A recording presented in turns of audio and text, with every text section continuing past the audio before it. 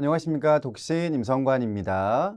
자, 이번 시간에도 독서교육 환경을 살펴보려고 하는데 사회로 범위를 넓혀서 이야기를 해보도록 하겠습니다. 환경은 설정을 하기 나름일 것 같은데 독자 입장에서 본다면 넓게는 국가, 그 안에 굉장히 많은 것들이 있죠. 예를 들면 출판사가 있고 도서관, 서점 등등이 있는데 이런 것들이 결국에는 한 나라에서 조성한 독서문화 환경이라는 생각이 듭니다. 자, 그렇다면 과연 이런 곳들이 우리나라에 얼마나 많이 있는가에 대한 내용부터 살펴보도록 하겠습니다. 자, 우선 출판사 같은 경우에는 약 8만 개가량이 있다라고 이야기를 하고, 그 다음 서점은 약 2,500개, 그리고 도서관은 공공도서관에 한정을 지어서 이야기를 한다면 1,271개가 있다고 이야기를 합니다. 자, 이 수들은 2023년도 기준이라고 이야기를 할 수가 있겠는데, 뭐 어떤 분들에게는 꽤 많다라는 생각을 불러일으킬 수도 있고, 또 어떤 분들에게는 적은데? 라고 생각을 할 수 있게 만들 것 같습니다.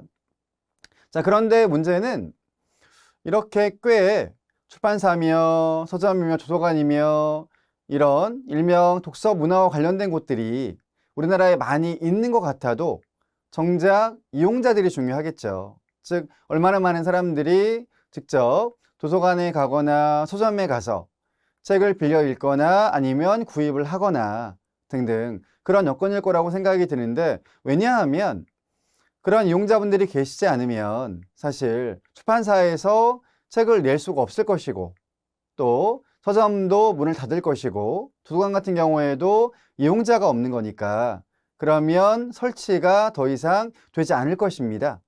그렇기 때문에 어떻게 보면 독서문화 환경이라고 하는 것은 국가적인 차원에서 국민들이 낸 세금으로 예산을 수립하여 설정을 하는 것 같지만, 사실 그 기저에는 국민들, 시민들, 즉 이분들의 이용이 많은 것들을 좌우한다라고도 이야기를 할 수가 있겠습니다.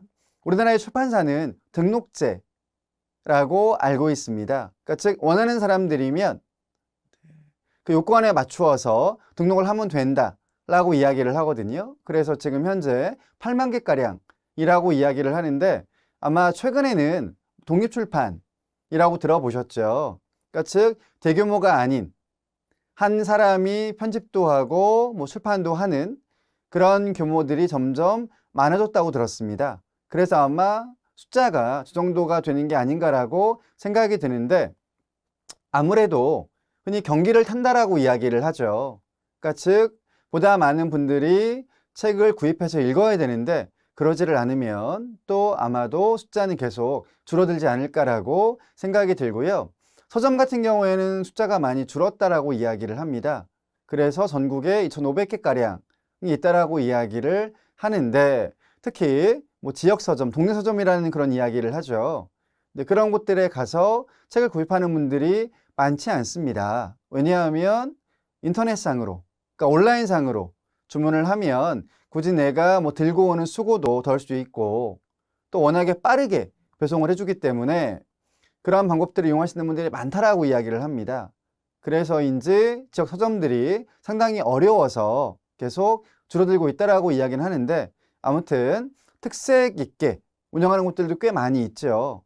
또한 즉 주제별 특화를 기하는 곳들도 있고, 또 거기에 맞추어서 각종 행사 같은 것들을 하는 곳들도 있는데, 아무튼 서점도 활성화가 되면 좋겠다라는 바람이 있습니다.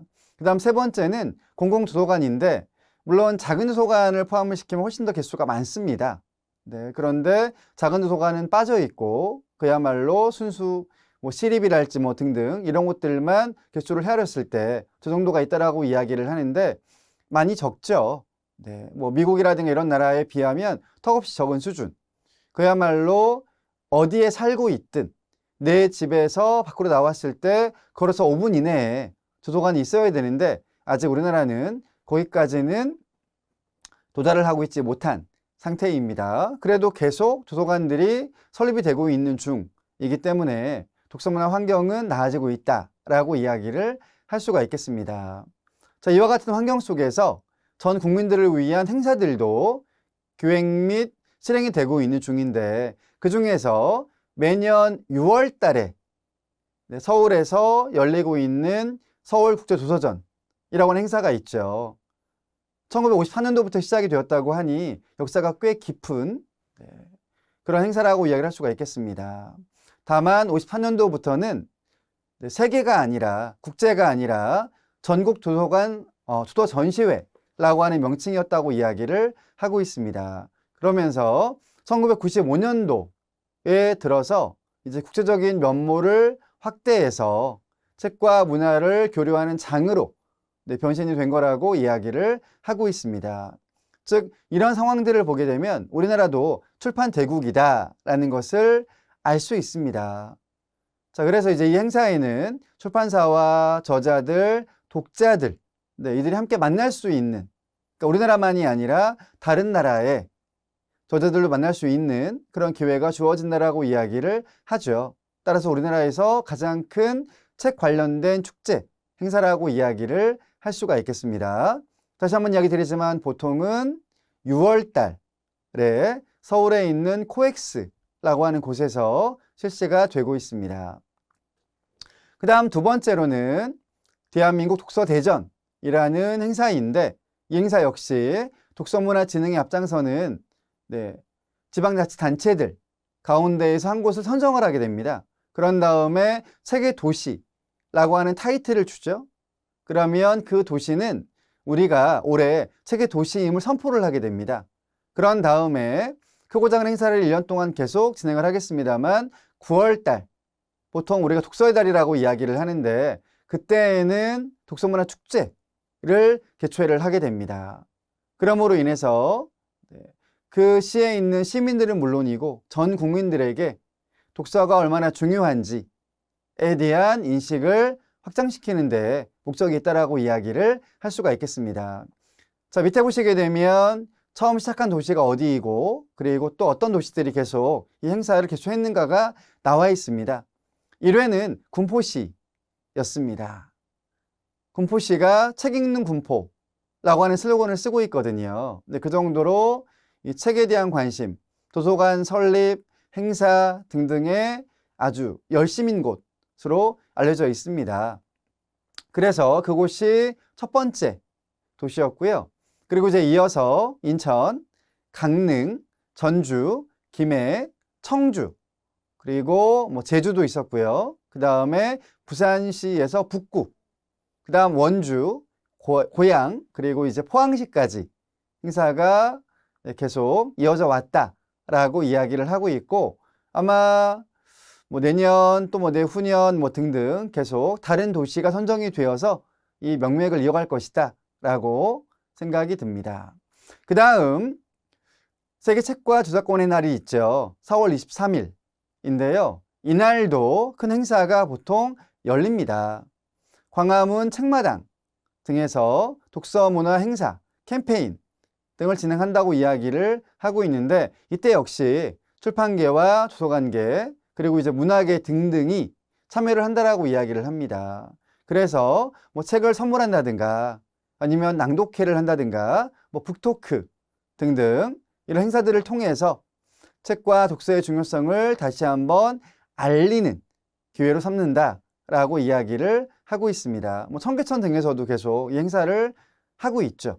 연결이 되는 그런 곳입니다. 그래서 해마다 행사를 하고 있는 중이라고 이야기를 할 수 있습니다. 이와 같이 우리나라는 이미 출판 대국에 들어가 있는 중이기도 하고 또한 도서관은 물론 아직 개수는 적은 편이긴 합니다만 계속 설립을 하고 있는 중, 서점도 계속 전국적으로 설치가 되고 있는 중이기 때문에 사실 독서 문화에 대한 측면에서의 노력들은 상당히 많이 이루어지고 있다라고 이야기를 할 수 있습니다. 따라서 중요한 것은 계속 이렇게 독서 문화 행사들이 이루어지고 그리고 도서관이 설립이 되고 서점도 계속 증가를 하고 등등 그러려면 역시 가장 큰, 가장 중요한 일은 시민들이 독서를 실천하는 것입니다. 꾸준하게만 하게 되면 이 환경은 더더욱 좋아지지 않겠나라고 생각이 듭니다. 자, 그러니 지금 이 영상을 시청하고 계시는 분들께서는 물론 대부분 독서를 열심히 하시는 분들일 거다라고 생각이 듭니다만 더 노력을 해주시고 그리고 주변 뭐 이웃이라든가 뭐 친구라든가 학생이라든가 등등 네, 그들이 조금 더 독서를 할 수 있게끔 독려를 해주시면 좋겠다라는 생각이 듭니다. 자, 오늘 내용은 여기까지입니다. 구독, 좋아요, 알림 신청 감사한 마음으로 받고 있습니다. 다음 시간에 계속 이야기를 이어가겠습니다. 감사합니다.